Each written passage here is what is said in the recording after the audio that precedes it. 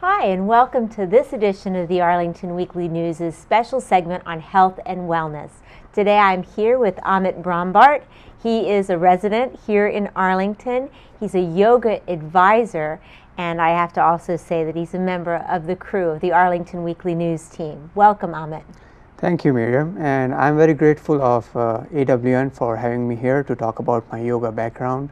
Well, we're thrilled to have you here because yoga is not just a new thing. It's something that's been around for centuries. Now, tell me, how was your love and passion for yoga developed? Well, coming from India, growing up there, it's something that was part of physical training exercise classes in school. And also my family, my parents were very health conscious and very disciplined about practicing various exercises. So that was a part of my growing up experience in India. And then I came to United States to do my undergrad, and then I worked around the country. I lived in 15 different cities, and while I was living in different cities, I have attended classes at various studios. And while I had a job in San Francisco, I was part of an immersion program at San Francisco Sivananda Yoga Vedanta Centers in 2010 and 2011. So that gave me an edge and at my yoga practice, and I could practice what I had been learning around the country and around the world. Now that's an ashram. That is a specific, not a studio, but a culture or a community. Tell me about the philosophy at that community. So at the ashram, this ashram is located right across from Golden Gate Park, and it's in Inner Sunset area, and it's right by UCSF Medical College. And basically, being part of the ashram, one has to take more than 4 yoga classes every week, volunteer in various activities, and then they have a lot of musicians coming all around from the country for a concert every weekend. And also we have to practice meditation and practice the yoga philosophy, which is proper breathing, proper exercise, proper diet, positive thinking, and meditation.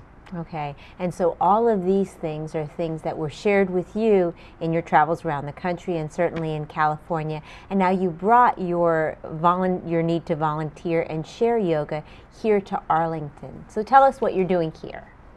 So while I'm in this area and while I was at previous cities that I have lived in, I try to find out if there are temples or churches that need certain programs like for their members. So right now I'm teaching at a couple of temples in Maryland and Virginia area, and I'm also teaching a simple yoga class which is very similar to traditional yoga that is taught in India.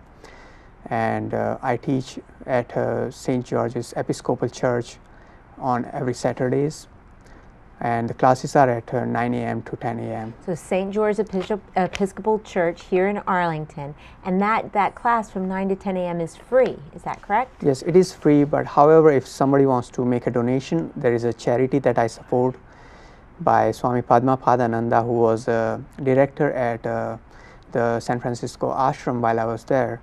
And he's been a monk of Sivananda tradition for over 40 years. And he has a mission going on in Kenya, and his mission is to empower poor people so that they are able to feed themselves, and his mission is more around food security for people in need. So much of what yoga has to do with you as a person, but also your place and how you give back. And so you're giving back by offering these free classes, but if people would like to donate to this organization in Kenya, they can feel good that they're helping with some economic development for them. Absolutely. So that's why I'm supporting this charity cause. And apart from that, I also teach yoga. Like if there is an organization in the area that wants me to come and do a yoga demo class, I can come in and do a demo class for them. And then after 1 or 2 classes, people can keep on practicing by themselves. So.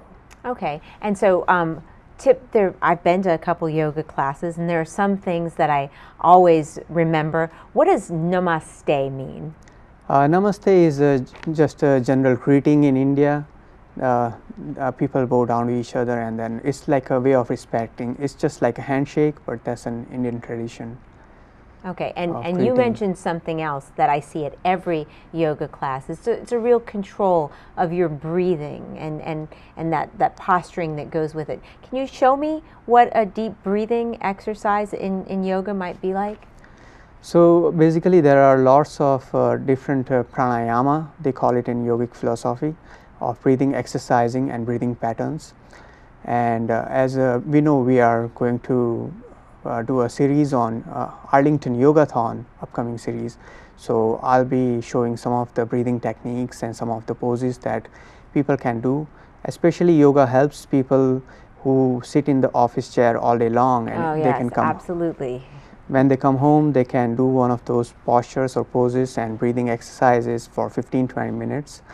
You're right, you brought up a good point. We do plan on having this be a regular segment on the Arlington Weekly News, where you can take us through some of these poses that people can do independently or might introduce them to yoga. So introduce me to a breathing in yoga. So one of the basic breathing is you breathe in for about 4 or 5 seconds, inhale, deep breath, and then exhale slowly, and inhale, deep breath, exhale.